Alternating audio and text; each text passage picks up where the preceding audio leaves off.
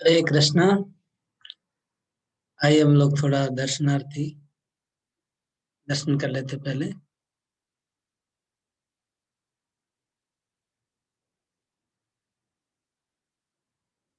एक सेकंड में दर्शनार्थी को ले रहा हूँ।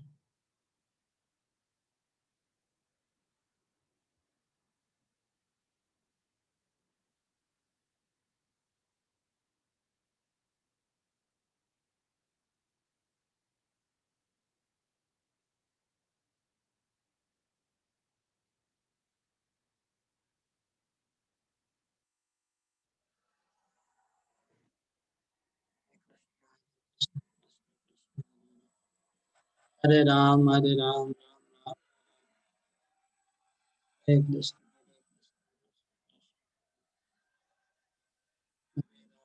हरे राम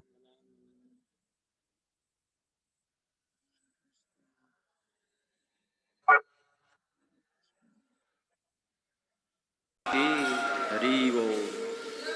हरे कृष्ण कृष्ण कृष्ण हरे हरे, हरे राम राम राम हरे हरे। जय निसिंहा श्री निसिंहा, जय जय जय श्री निसिंहा। उग्रं वीरं महाविष्णु, ज्वलन्तं सर्वतोमुखं, नृसिंहं भीषणं भद्रं, मृत्युर्नमाम्यहम्। श्री निसिंह जय निसिंह, जय जय जय श्री निसिंह। प्रह्लादेश जय पद्मा, मुख पद्माभिङ्गा। तव कर कमलवरे नख, अद्भुत सिंहां। दलिता हिरण्यकशिपु तानुभिङ्गा। केशवधृता नरहरिरूपा, जय जगदीश हरे, जय जगदीश हरे, जय जगदीश हरे। तव कर कमलवरे नख, अद्भुत श्रृंगार। ललिता हिरण्यकशिपु अनुबृंगा। केशवधृता नरहरिरूपा, जय जगदीश हरे, जय जगदीश हरे, जय जगदीश हरे। तव कर कमलवरे नख, अद्भुत सिंहां। दलिता हिरण्यकशिपु तनुभिङ्गा। केशवधृता नरहरिरूपा, जय जगदीश हरे, जय जगदीश हरे, जय जगदीश हरे। कमलवरे नख, अद्भुत श्रृंगार। दलिता हिरण्यकशिपु तनुभिङ्गा। केशवधृता नरहरिरूपा, जय जगदीश हरे, जय जगदीश हरे, जय जगदीश। जय कृष्णवदीत नरहरि रूप जय जगदीश हरे जय जगदीश हरे जय जगदीश हरे जय कृष्णवदीत नरहरि रूप जय जगदीश हरे हरे जय जगदीश जय केशवदित नरहरि रूप जय जगदीश हरे जय जगदीश हरे जय जगदीश हरे जय केशवदित नरहरि जय जगदीश जय जगदीश जय नृसिंहदेव नृसिंहदेव नृसिंहदेव जय नरहरि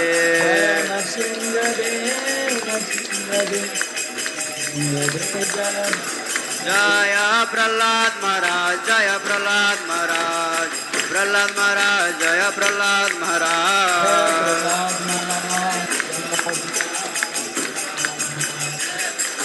जय जय प्रभुपाद प्रभुपाद प्रभुपाद जय जय प्रभुपाद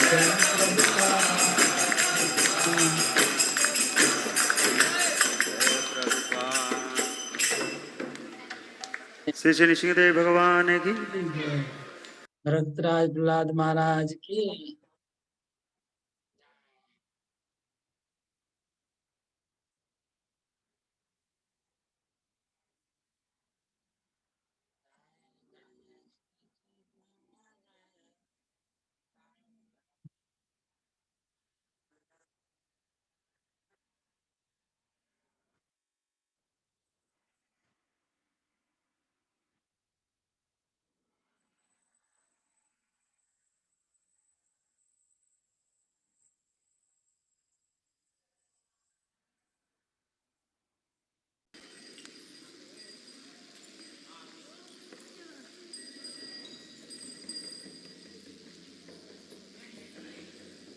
श्री कृष्ण चैतन्य प्रभु दया कर मोरे कृष्ण चैतन्य प्रभु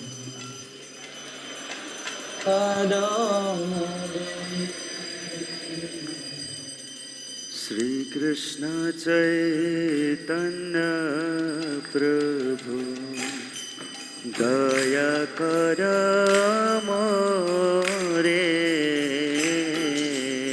कृष्ण चैतन्य दया करो तुम बिना के दयालु जगत संसारे तुम बिना के दयालो जगत संसारे पतित पावन हेतु तव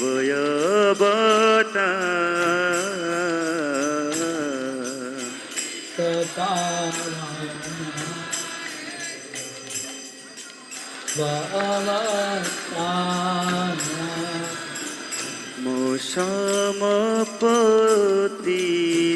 प्रभु न पाई जया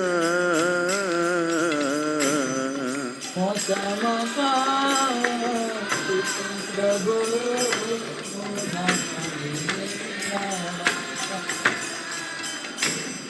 हा प्रभु नित्यानंद प्रेमानंद सुखी प्रभु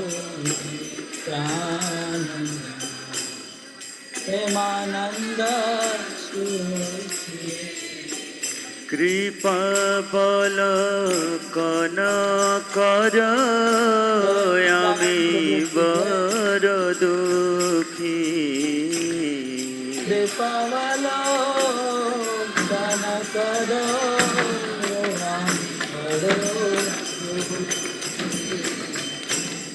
দয়া কর সীতাপতি অদ্বৈত গোসাই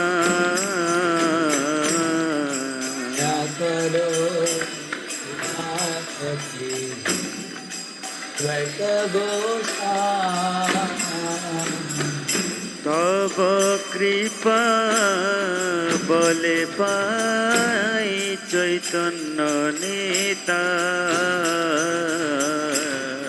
তব কৃপা বলে পাই চৈতন্য নেতা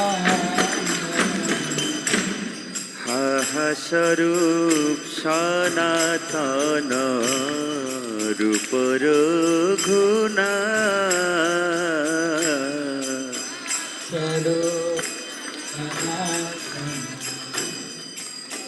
রঘুনা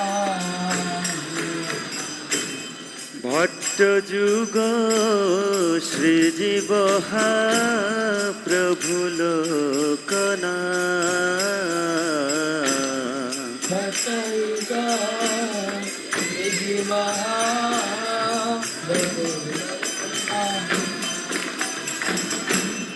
দয়া কর শ্রী আচার্য প্রভু শ্রীনিবা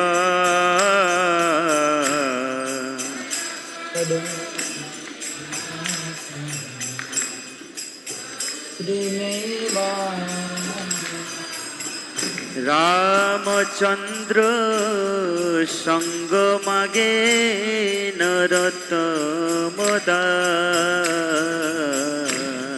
রামচন্দ্র সঙ্গ মাগে নরতমদা শ্রীকৃষ্ণ চৈতন্য প্রভু নিত্যানন্দ শ্রী অদ্বৈত গদাধর শ্রীवासादि गौरभक्तवृन्द हे कृष्ण चैतन्य नित्यानंद श्री अद्वैत गदाधर श्रीवासादि गौरभक्त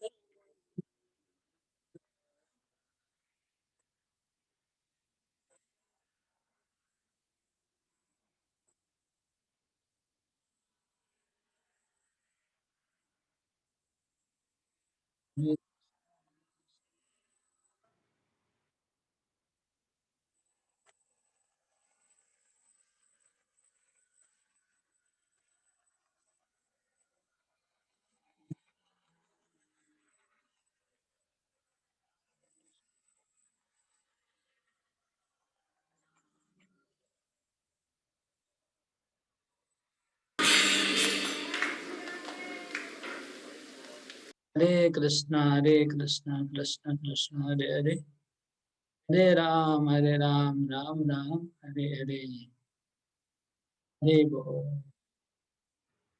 हरे कृष्ण। तो आज बहुत सुंदर दर्शनार्थी करने का प्रयास करवाया हमने, पूरा दर्शनार्थी करवाने का। तो आइए अब हम लोग श्रीमद् भागवतम का श्रवण करते हैं। श्रीमद् भागवतम 10वां स्कंद अध्याय 23 और श्लोक नंबर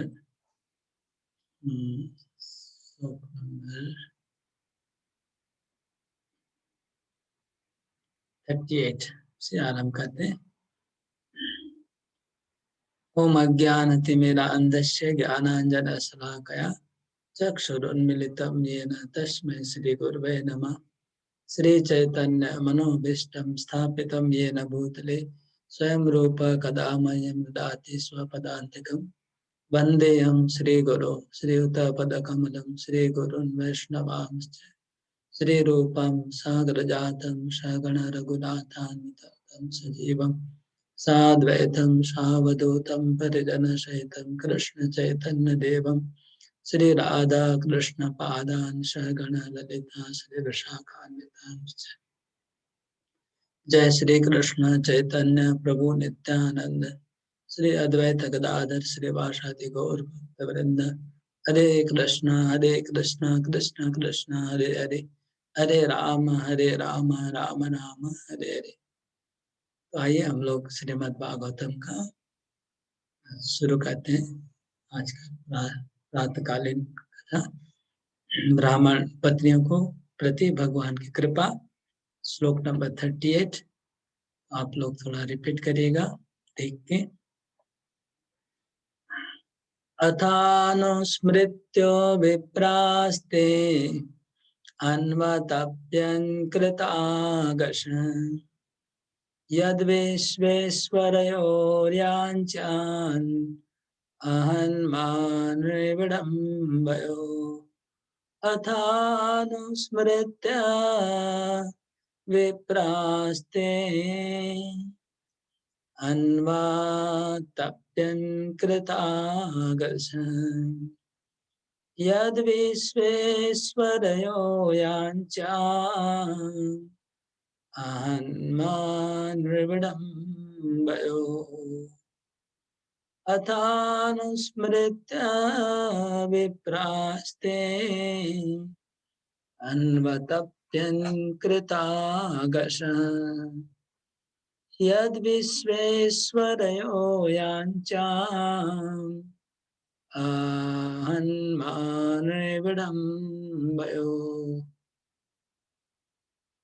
अनुवाद। तब ब्राह्मणों को चेतन हुआ और वे बहुत अत्यधिक पछताने लगे। उन्होंने सोचा, हमसे बहुत पाप हुआ है, क्योंकि हमने सामान्य मनुष्य के वेश में प्रकट हुए ब्रह्मांड के दो स्वामियों की याचना अस्वीकार कर दी है।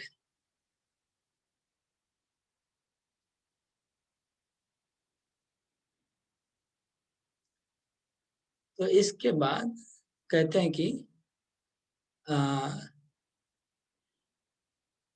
जब ब्राह्मण पत्नियां वापस आ गई, जब ब्राह्मण पत्नियां भगवान को भोग चढ़ा के प्रसाद करके ब्राह्मण पत्नियां जब वापस आई, तो ब्राह्मण पत्नियों का संग के प्रभाव से ब्राह्मण पत्नियां उनके साथ बैठ के यज्ञ की, तो ब्राह्मण पत्नियां भगवान से मिल के आई, तो उनका शरीर दिव्य हो गया था। जैसे हम लोग कल श्लोक में चर्चा की थी कि ब्राह्मण पत्नियों का शरीर चिन्मय हो गया, कृष्ण प्रेम में शरीर बन गया।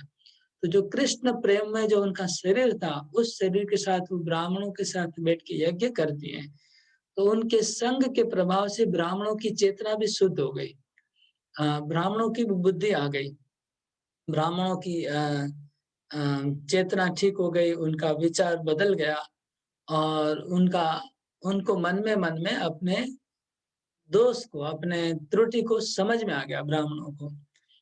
उनकी शुद्धि कैसे हुई, उसका अलग अलग उपाय, अलग अलग कारण बताया। पहला कारण कि ब्राह्मण पत्नियों के संग के प्रभाव शुद्धि हुई।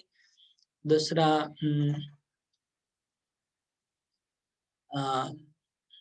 यज्ञ समाप्त हुआ, यज्ञ समाप्त होने की वजह से यज्ञ की प्रसाद प्राप्त हुई, इसलिए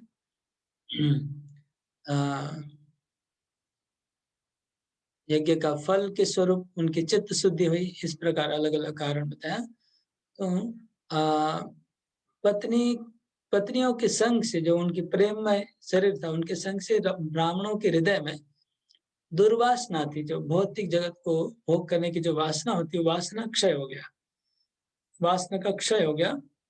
और यज्ञ समाप्त हुआ तो भगवान का यज्ञ का अर्पित भोग भी, प्रसाद खाया, उसमें उनका चेतना थोड़ा शुद्ध हुआ, चेतना शुद्ध हुआ।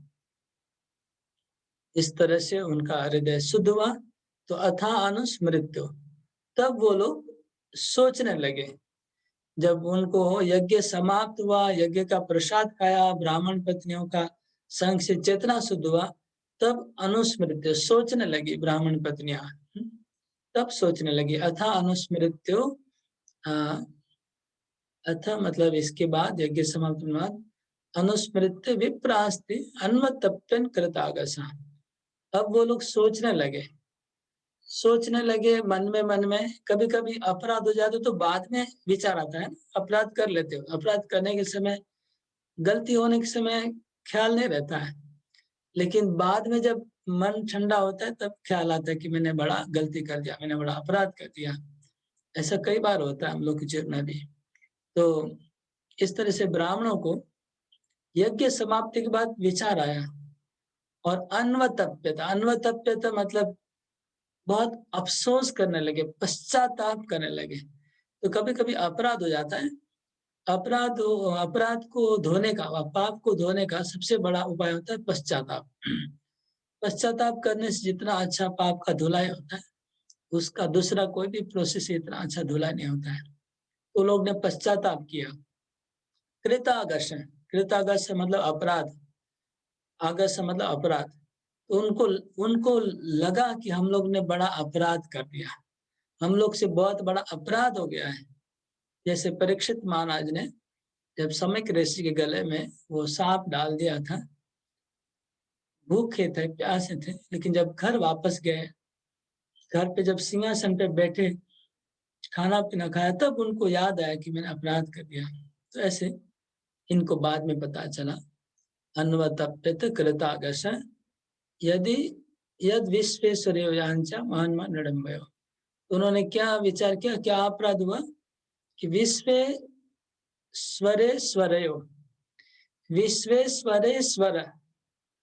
एक विश्वेश्वर तो आपने सुना होगा नाम, आपने विश्वेश्वर नाम सुना होगा, लेकिन विश्वेश्वरेश्वर नाम नहीं सुना होगा। तो कृष्ण विश्वेश्वरेश्वर है, मतलब विश्वेश्वर के ईश्वर।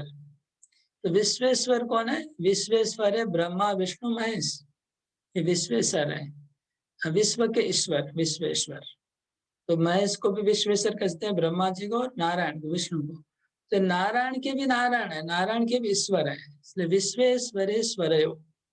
और कौन? दोनों, कृष्ण बलराम। कृष्ण बलराम सब ईश्वरों के ईश्वर है, ब्रह्मांडों के ईश्वरों के ईश्वर, जो ब्रह्मांडों के ईश्वरों के ईश्वर। वो जो है वो भिक्षा करने आए थे, यांचम, भिक्षा करने आए थे। समस्त विश्व अनंत कोटि ब्रह्मांडों के जो मालिक है, उनके जो मालिक है, वो हमारे पास भिक्षा करने आए थे हाथ जोड़ के। और हम इतने मूर्ख हैं कि अहंकार वश हम लोग ने उनको भिक्षा नहीं दिया। और नृविडम्बय मतलब वो मनुष्य रूप में लीला करते हुए हमारे पास मांगने आए थे और हमने उनको भिक्षा नहीं दी, हमारा बहुत बड़ा अपराध हो गया। ओके, अगला श्लोक।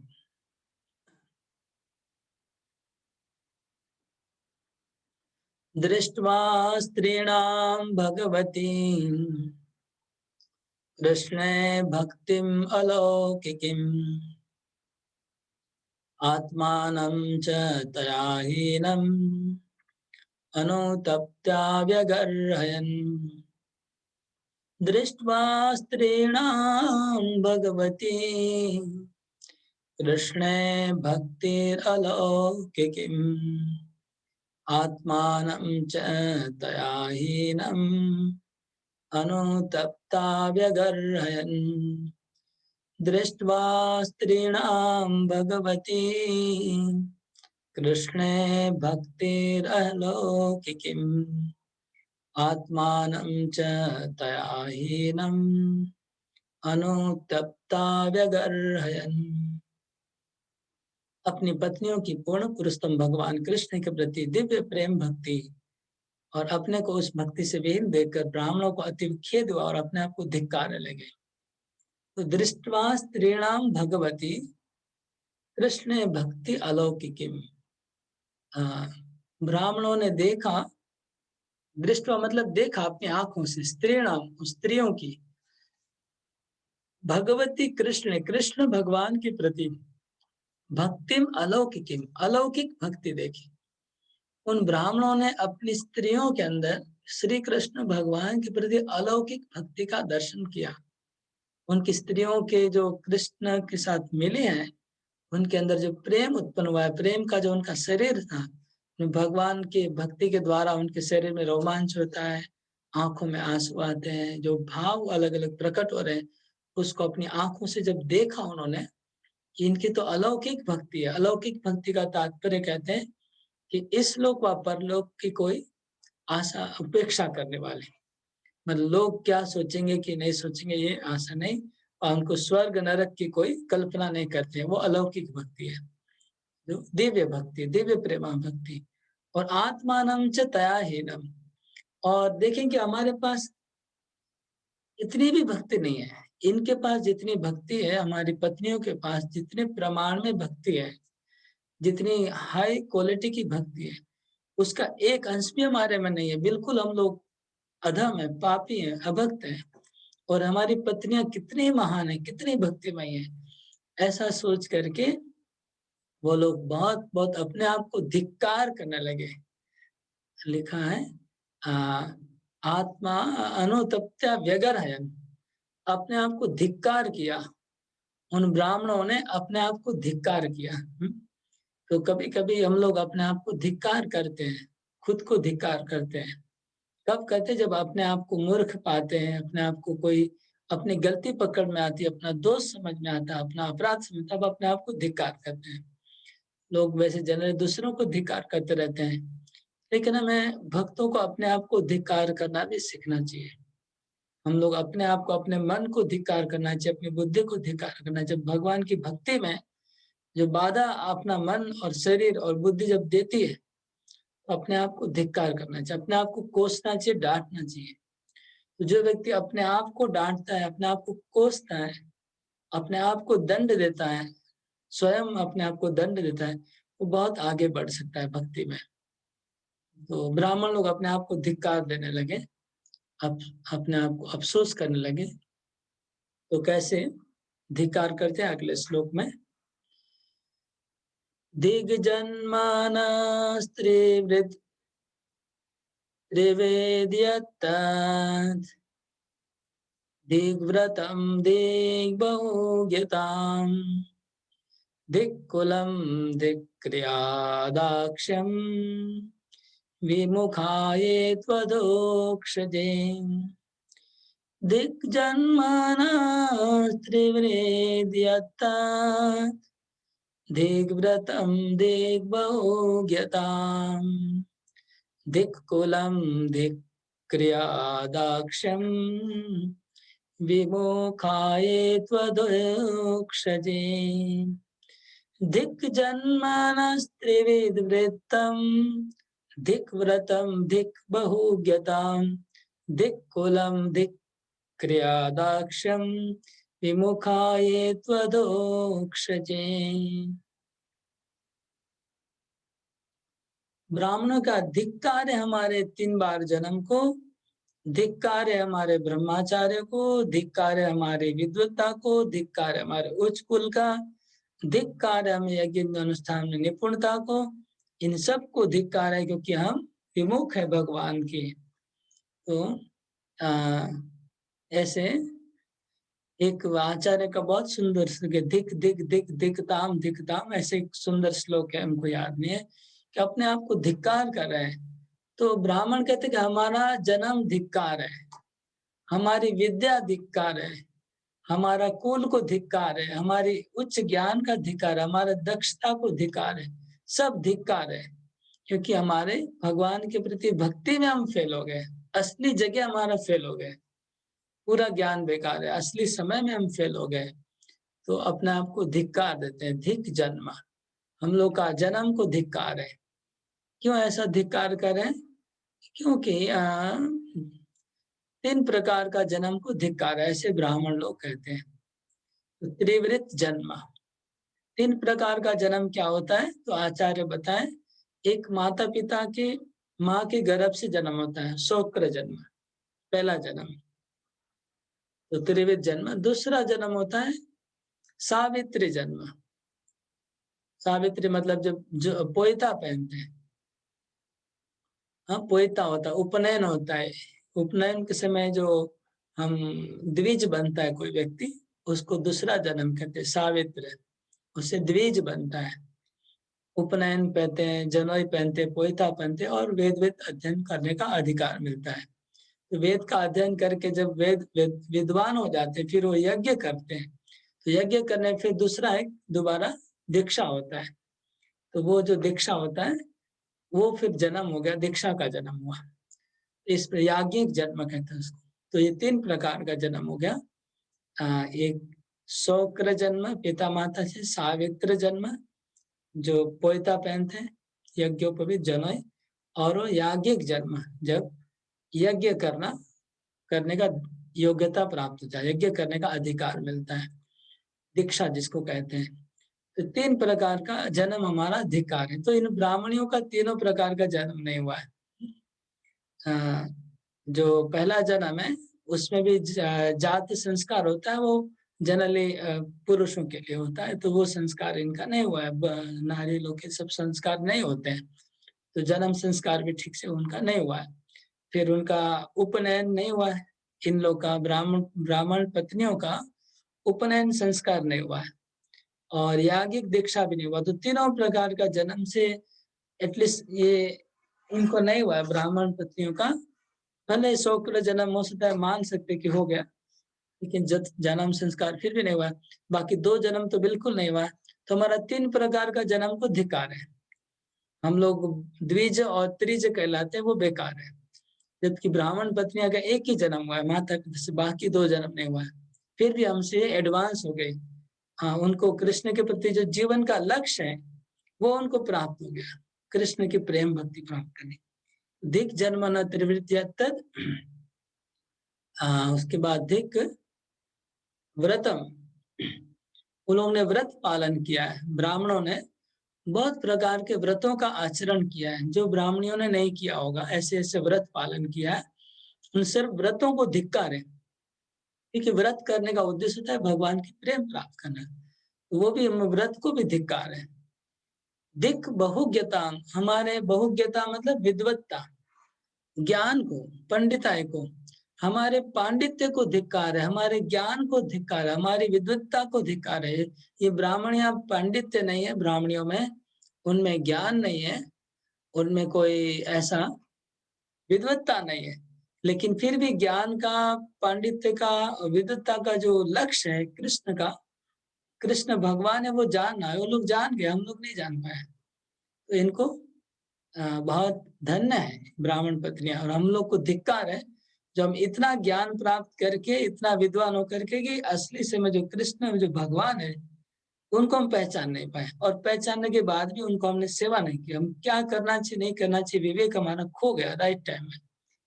ज्ञान था, लेकिन अगर समय पे ज्ञान को प्रयोग नहीं कर सकते हैं, विवेक नहीं है, तो बेकार हो गया वो ज्ञान।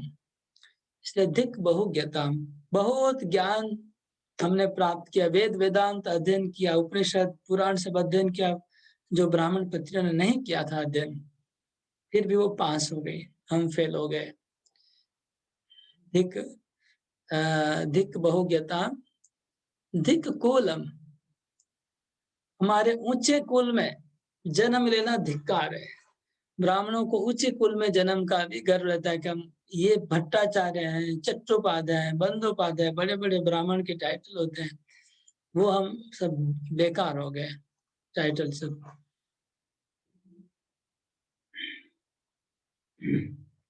धिक क्रिया, क्रियाओं को धिक्कार है। वो बहुत प्रकार की क्रियाएं अनुष्ठान करने पड़ते हैं, जो अनुष्ठान करने में कुशल होते हैं, कुछ लोग बहुत एक्सपर्ट होते हैं।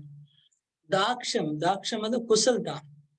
तो ब्राह्मण जो सठ कर्म निपुण विप्रो मंत्र तंत्र विशारद है, वो जो सठ कर्म निपुण होते हैं ब्राह्मण, जो एक्सपर्ट ब्राह्मण होते हैं, मंत्र तंत्र विशारद होते हैं, ऐसे ये ब्राह्मण है, ये सब धिक्कार है, बोले हमारे दक्षता को धिक्कार है। क्यों? क्योंकि विमुखा ये तो अधोक्षज है, हम लोग भगवान अधोक्षज की भक्ति से विमुख हैं, इसलिए भगवान की भक्ति से उन्मुख होने से ये जितने भी योग्यता है वो बहुत सारे जीरो हैं, 1 0 2 0 3 0 4 0, बड़े बड़े जीरो है, शून्य है योग्यता है। तो इसके आगे अगर 1 नंबर लगा देंगे तो शून्य का वैल्यू बहुत बढ़ जाएगा, और अगर 1 नंबर नहीं है तो शून्य का वैल्यू शून्य ही रह जाएगा। तो इसलिए तो भगवान के विमुख रहेंगे, कृष्ण के विमुख रहेंगे, कृष्ण की भक्ति नहीं है और कृष्ण से नहीं जोड़ेंगे तो सब योग्यताएं जीरो, बड़े बड़े जीरो है। और अगर हम कृष्ण के भक्त हैं, शुद्ध भक्त, और ये जो योग्यता है तो बहुत योग्यता है, उसका वैल्यू बहुत बढ़ जाएगा। तो ये ब्राह्मण कहते हैं कि हम लोग भगवान अधोक्षज, जो इंद्रियों के अतीत भगवान है, उनसे विमुख बने रहते हैं। इसलिए हमारा सब ज्ञान, हमारा ऊंचा जन्म, हमारा 3 प्रकार का जन्म, हमारा विद्वत्ता, हमारा ये कुल, हमारा क्रिया, हमारी दक्षता, सबको धिक्कार है। हम लोग बेकार है, सब करके भी फेल हो गया असली समय। नूनं भगवतो माया योगिनामपि मोहिनीं यद्वयं गुरवो नृणां स्वार्थे मूयामहे द्विजा। नूनं भगवतो माया योगिनामपि मोहिनीं यद्वयं गुरवो नृणां स्वार्थे मुह्यामहे द्विजा।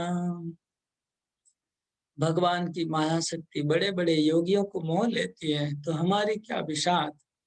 ब्राह्मण होने के नाते हम सभी जाति के लोगों के गुरु माने जाते हैं, फिर भी हम अपने सच्चे स्वार्थ के मोहित बारे में मोहित हो गए हैं। तो नूनाम भगवतो माया योगिनाम अपि मोहिनी, ऐसा एक श्लोक और है भागवत में जहां पर लिखा है कि नूनाम भगवतो माया मोहिनाम अपि मोहि मुनिनाम अपि मोहिनी। बड़े बड़े मुनियों को मोहित करती है भगवान की माया। इतनी माया भगवान की शक्तिशाली है कि बड़े बड़े मुनि भी मोहित हो जाते हैं। यहाँ कहते हैं नूनम भगवतो माया योगी नाम अपनी मोहिनी, योगियों को भी मोहित करती है। तो ये जो ब्राह्मण थे, ये लोग भी योग साधना भी कर चुके हैं। हाँ, अष्टांग योग इत्यादि, इसमें भी ये लोग पारंगत हैं और योग सिद्धियां को मतलब बहुत बड़े बड़े योगी के जैसे हैं। लेकिन नूनम भगवतो माया, भगवान की माया ऐसी मोहिनी है, ऐसी मोहने वाली है भगवान की माया कि बड़े बड़े योगी भी उनकी माया से मोहित हो जाते हैं। यद वयम गुरुवो नृणाम, हाँ, ब्राह्मण कहते हैं कि हम स्वाभाविक रूप से हम लोग मानव समाज के गुरु कहलाए जाते हैं। ब्राह्मण लोग को मानव समाज के गुरु कहलाए जाते हैं। लेकिन हम लोग भी अपना असली स्वार्थ क्या है, इसमें मिस्टेक कर दिया। हम लोग भी भूल गए कि हमें असली समय में क्या करना चाहिए, वही हमने गलती कर दी। मैं द्विजा, हम लोग ब्राह्मण हैं, तो एक दूसरे को संबोधन करके कि ये ब्राह्मणों, हम लोग सब मोहित हो गए भगवान की माया से। तो भगवान की माया बहुत मोहने वाली है, बड़े बड़े योगियों को भी मोह लेती है। विश्वामित्र मुनि मोहित हो गए भगवान की माया से, सौबरी मुनि मोहित हो गए। कौन नहीं मोहित हुआ है, भगवान की माया इवन ब्रह्मा जी को मोहित करती है, शिव जी को मोहित करती है, तो योगियों को भी मोहित करती है भगवान की माया। तो एक तरफ से वो एक महामाया है जो भगवान के सब जीवों को मोहित करती है, दूसरी एक माया भगवान की मोहित करती है, वो भगवान की मोहनी जो चितवन है, भगवान की मुस्कान है, वो भी सबको मोहित करती है। और एक माया भगवान की जो मोहित करने वाली है, वो है कि भगवान भगवान है, लेकिन जो मानव रूप में जब लीला करते हैं तो अच्छे भले भले लोग को समझ में नहीं आता कि ये भगवान है कि मानव है। इस प्रकार से भगवान मोहित कर लेते हैं। ये जो भगवान की मोहनी शक्ति है, माया शक्ति, सबको मोहित करती है। तो ब्राह्मण लोग कहते हैं कि हम लोग तो मानव समाज के गुरु हैं। तो मानव समाज में 4 वर्ण होते हैं, ब्राह्मण, क्षत्रिय, वैश्य और शूद्र। तो इसमें ब्राह्मण बाकी 3 वर्ण के गुरु माने जाते हैं। क्षत्रियों के गुरु है, वैश्यों के और शूद्रों के, और जितने भी निम्न जाति सबके गुरु है ब्राह्मण। तो ये गुरु कहलाते हैं। तो गुरु को तो ज्ञान होना चाहिए। तो ब्राह्मण कहते हैं हम लोग गुरु कहलाते हैं, लेकिन हम लोग ना असली समय हम तो मिस्टेक कर दिया, हम गुरु जैसे हो गए। गुरु होकर के भी हमने इतना बड़ा मूर्ख का काम कर लिया।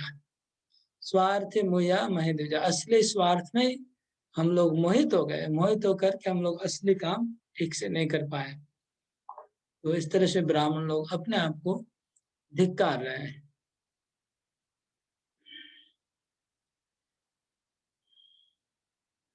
ये था श्लोक नंबर 41। अभी अगला श्लोक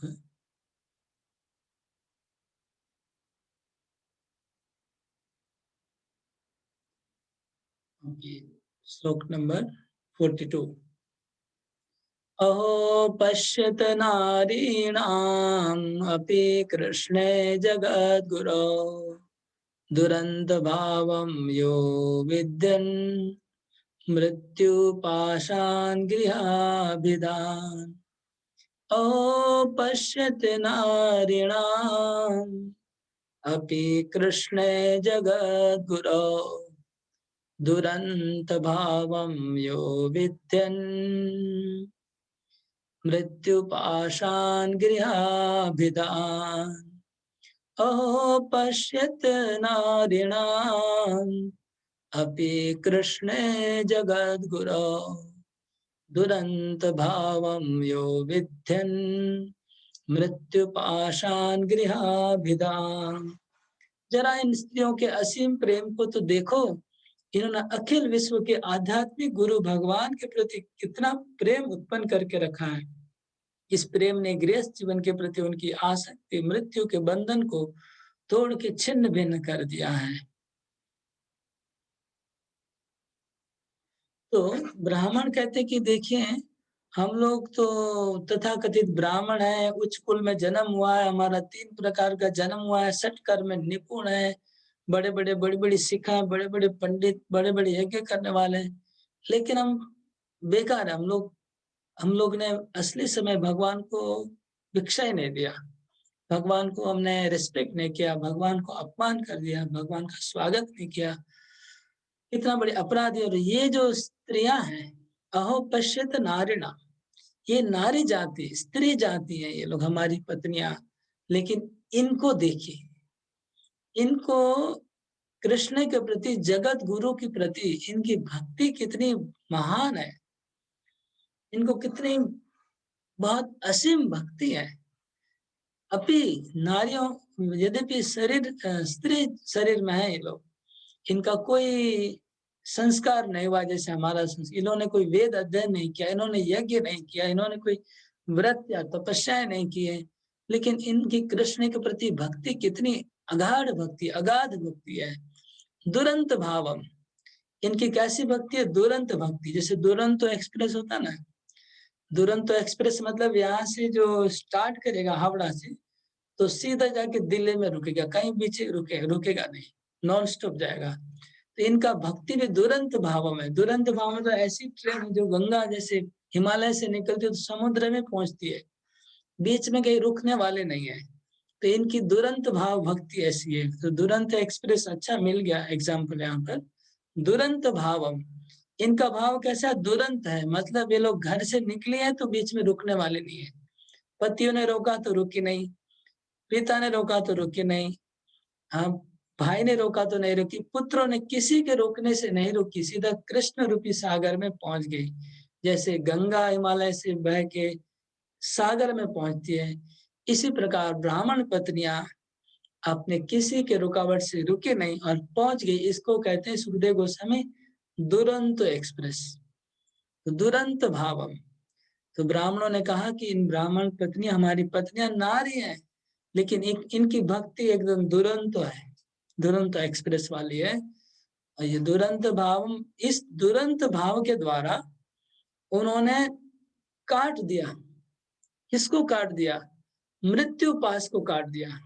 मृत्यु की जो रस्सी है, जो जन्म मृत्यु का जो चक्र है, वो जो चक्र है उसका जो रस्सी है, जन्म मृत्यु का जो चक्र है, उसको काट डाला। मृत्यु पाषाण, मृत्यु की पास मतलब दौड़ी रस्सी को, जो मृत्यु रूपी जो रस्सी होती है जो सबके गले में बंध जाती है उसको काट दिया। कौन सा है मृत्यु पास? क्या है? गृहाभिधान। गृहाभिधान जो गृहस्थ जीवन रूपी जो मृत्यु का पास कौन सा है? गृहाभिधान, गृह नाम का, संसार नाम का, संसारी जीवन को उन्होंने काट दिया। खाली गृह शब्द यूज किया, गृह से बाकी सब हमको इसमें जोड़ना पड़ेगा। मतलब उन्होंने घर के प्रति आसक्ति तोड़ दी, घर के प्रति, मकान के प्रति, गाड़ियों के प्रति, वाड़ी के प्रति, परिवार के प्रति, समाज के प्रति, सब प्रकार की जो आसक्तियां हैं भौतिक जीवन में, जो बद्ध जीव को बांध के रखती है, वो आत्मा का मृत्यु पाश है। उस मृत्यु पाश को तोड़ दिया उन्होंने। कैसे तोड़ा? दुरंत भाव से तोड़ा। वो कृष्ण के प्रति जो दुरंत भक्ति है, किसी प्रकार से नहीं रुकने वाली भक्ति है, उसके द्वारा ये लोग ने सब संसारी बंधनों को तोड़ के भगवान के पास पहुंच गई। इस प्रकार ब्राह्मण लोग अपनी पत्नियों की भक्ति की प्रशंसा करते, महिमा प्रशंसा करते। देखिए, भले वो अपनी पत्नियां है, लेकिन क्योंकि वो शुद्ध भक्त है, बहुत एडवांस है ब्राह्मणों से, तो ब्राह्मणों को विवेक आया, विवेक से वो खुल्लम खुला उनकी प्रशंसा करते हैं।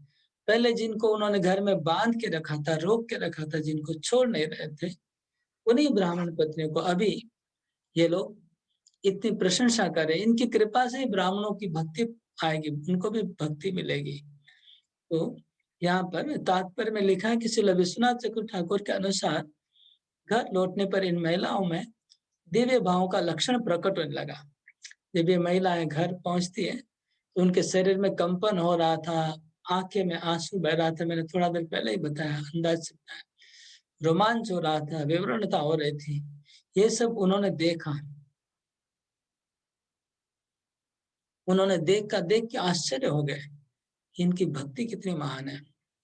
तो विश्वनाथ चक्रवर्ती ठाकुर यहाँ तक कह डालते हैं कि कोई भले ही यह विरोध करे कि अपने पति की अतिरिक्त स्त्री को अन्य किसी पुरुष से प्रेम नहीं करना चाहिए, तो यहाँ तो पतिगण ही यह इंगित करते हैं कि वे जगत गुरु कृष्ण के बनावटी गुरु है,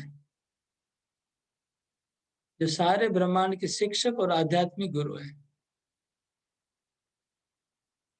पतियों ने देखा कि उनकी पत्नियों में कृष्ण के प्रति दिव्य अनुराग के कारण घर, पति, संतान आदि के लिए रंच पर भी अनुरक्ति नहीं रह गई है। इसलिए उसी दिन से उन पतियों ने उन स्त्रियों को अपना आध्यात्मिक पूज्य गुरु मान लिया और उन्हें पत्नियां या संपत्ति के रूप में मानना बंद कर दिया। तो विश्वनाथ चक्रवर्ती ठाकुर इस श्लोक के कमेंट्री में कहते हैं कि पहले उन्होंने कहा कि हम लोग गुरु, अपने आप को गुरु मानते, तीनों वर्णों के हम लोग गुरु मानते, लेकिन कृष्ण कौन है? जगत गुरु है। हम लोग इनके पति हैं, मान रहे अपने आप को, लेकिन असली पति कौन है? कृष्ण सबके पति है, सबके स्वामी है। तो असली स्वामी है कृष्ण। इसलिए हम लोग फुकट में अपने आप को गुरु बोल रहे हैं।